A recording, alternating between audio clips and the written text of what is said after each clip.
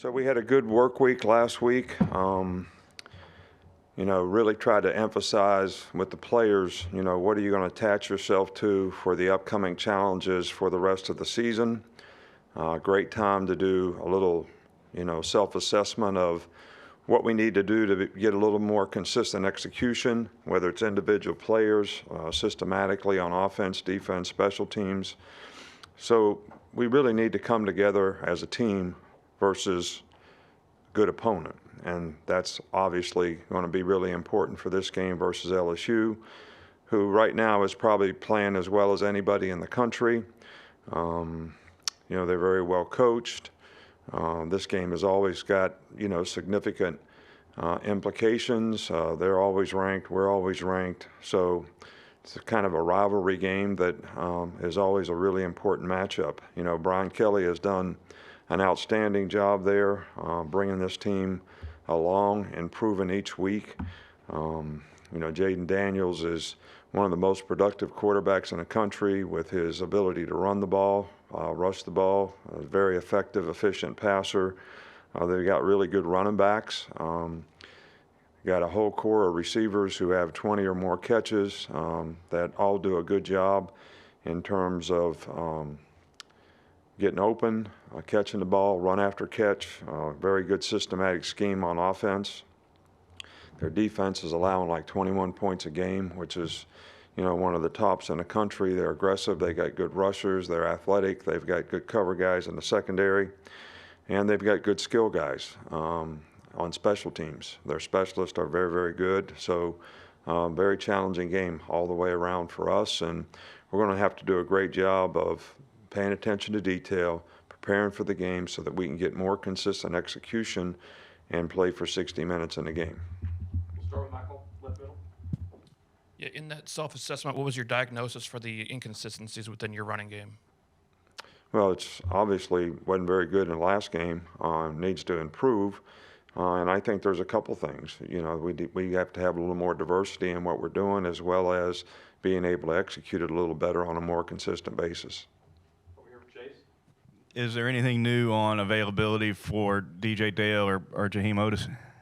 Yeah, I think both guys are going to start back to practice this week. We'll kind of, determine how they do during the course of the week and what their availability will be when the game comes.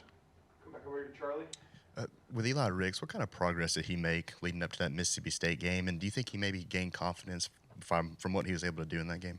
Yeah, I think so. I think, fundamentally, we worked really hard to get Eli to understand the expectation for what we want him to do, to have a good understanding of the scheme, of how we're playing and what we're playing. And I think he's developed confidence, throughout the season as he's learned more and gotten more comfortable. And I think he played well in the last game, so hopefully he can build on that. But I think it's important that he just, goes into this game and bees himself and doesn't think he has to do something fantastic just because he's playing against the team he used to play for. I think that's always important psychologically, the guys to be able to focus on what's in front of them and, do their job well. What are some of the characteristics that Brian brought over from Notre Dame, and what was so challenging about some of those Notre Dame teams you played? Well, they're always very well coached. They're always physical. This will be a physical game. They always have balance on offense. They're going to run the ball. They've got a very good throwing scheme. Utilize the personnel that they have, very, very well. And, they've historically played really well on defense and special teams. So it's typical of what a well-coached team, usually does. And they've gotten to the point where, and all of his teams have been this way, they don't beat themselves. You got to execute and beat them, and I think that's got to be the focus, for our team. How would you evaluate the way your defense has defended quarterbacks who can pass and run well? Well, I think that it's very challenging to play against quarterbacks who, are dual threat type of guys. And this is obviously going to be a big challenge for us. And I think that it's something that, the emphasis has to be on all 11 guys really doing what they need to do, whether it's pass rush lanes, whether it's how you cover people, keeping contained in the quarterback, kind of trying to keep him in the pocket.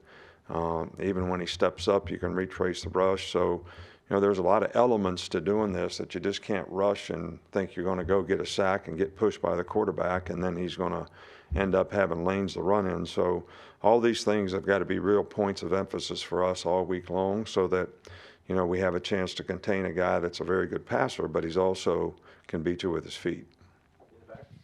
How much do you enjoy the stage and the atmosphere of playing at Tiger Stadium on a Saturday night? Well, it's a great, they got a great tradition there. They got a great atmosphere. It's always challenging to play on the road, in this league anywhere you play. And obviously this is one of the more challenging places. So all the more reason to have great focus and attention to detail. And, we can't beat ourselves. We got to be able to have enough poise to be able to execute in this kind of environment, not let it affect us in terms of how we go about one play at a time and how we want to execute and get things done. Up front here with Tony. What makes your defense so challenging for defensive backs to kind of pick up? And then from Eli Ricks' standpoint, how much from a mental progression have you seen since he joined the team in December? Well, I've talked about how he progressed through the course of the year. I don't really think that our defense is that complicated to pick up. But I think it's a challenge for any new player coming in to learn any new system. So, we play zone, we play man, we play pattern match man, which is what most people play. So I don't see why it is more difficult. Every player sort of develops at his own pace.